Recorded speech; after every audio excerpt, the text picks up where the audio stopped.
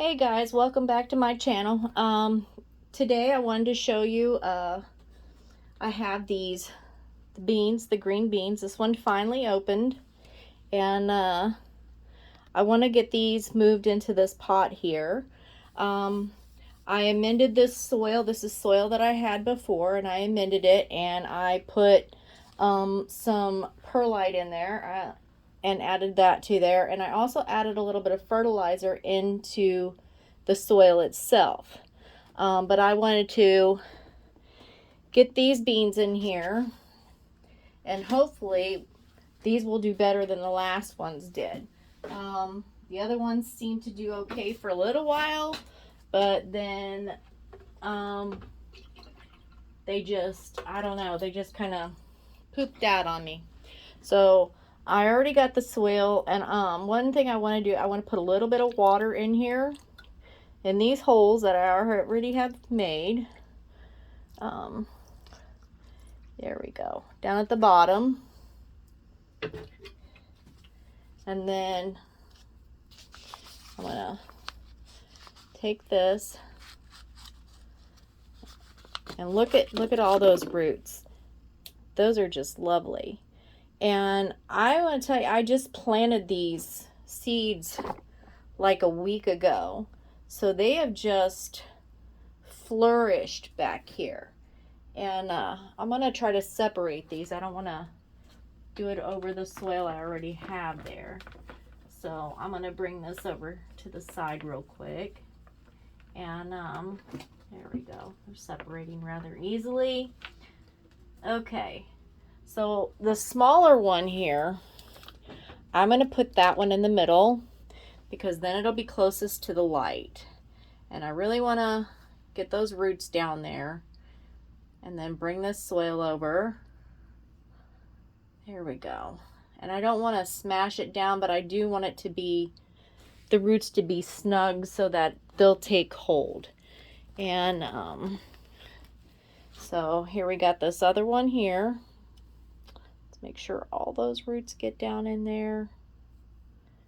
There we go. There's a lot of roots on there. There we go.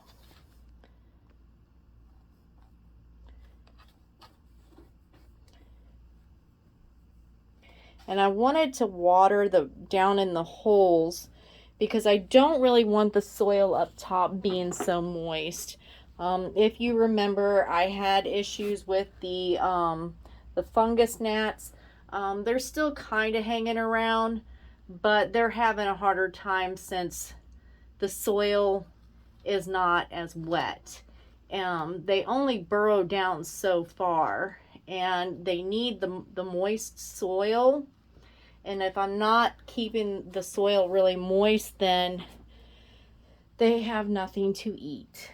So trying to starve them out. There we go. And then I brought another Q-tip back here because I showed you these the other day. And let me adjust this real quick. I'm really terrible at adjusting this, so bear with me. And I don't know if you can see. Let's see here. This is where one of the flowers were.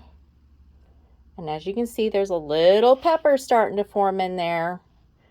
And this one as well, right here. There's a little, oh, I just knocked that one off.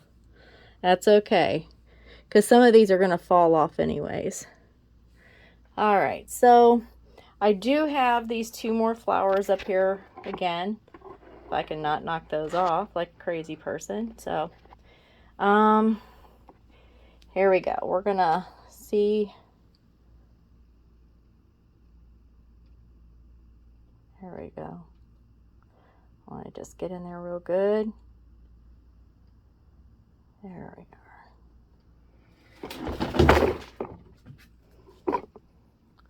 My mixing bowl just fell over.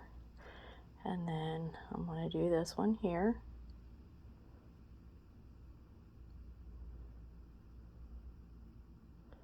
So I guess how this works is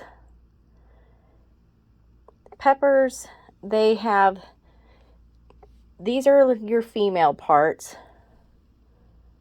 And then the pollen that you need to pollinate these is up inside the flower. So by moving this around, or how I've been doing outside with just shaking the plant, it causes that pollen to come down and hit the tips of these flowers and pollinate it. So, and then I'm going to do these again. This one here is about to close back up. There we go. And I have a few more on the back that are getting ready to open up.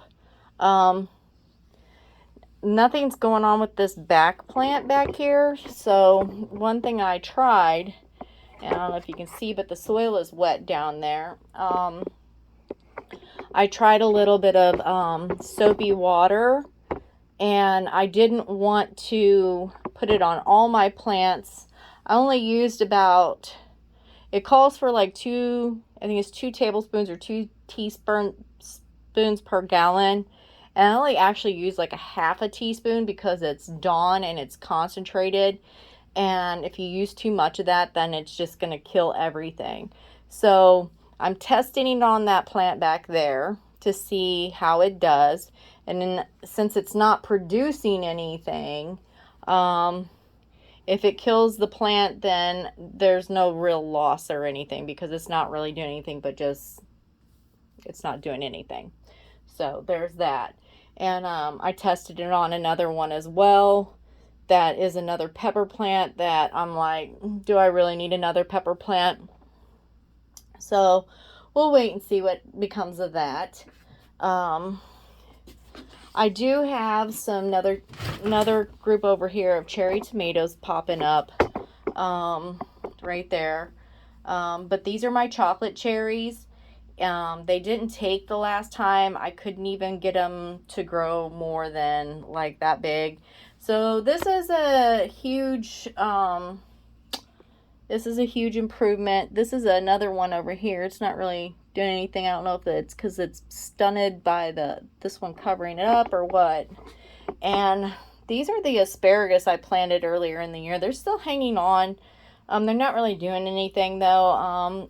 From what I understand, it takes asparagus a year or two to even start producing anything for you. So if they hang around, that's great. So here you have it. Like I said, these are my beans. I'm gonna I've got some sticks here. These right here that I got at Home Depot over the weekend. They're probably, I think, 3 feet long. And I'm probably going to, I haven't decided if I'm going to cut them in half or not. But I do plan on mounting them somehow here on the sides so that I can put the fishing net trellis on here and it'll be sturdy and they'll be able to climb up that. I still have to figure out how I'm going to do that yet though. And until then, I don't think I'm going to need it just yet. I'm just have to see how this transplant goes, and hopefully that it doesn't, transplanting them into this pot doesn't harm them in any way. And then I'm probably going to take these chocolate cherries this week outside, and put them in a pot and set them outside. They seem to grow faster in the sun, the actual sun. So I'd like to get those out there as soon as possible. And then maybe I can actually get them to start producing some fruit for me before the fall comes. That's all I got for you today. Thank you for watching my channel. And if you like what you're seeing, please give it a thumbs up and click that subscribe button down there at the bottom, and you can come back and see more videos of mine. Until then, you have a very good day, and thank you for watching.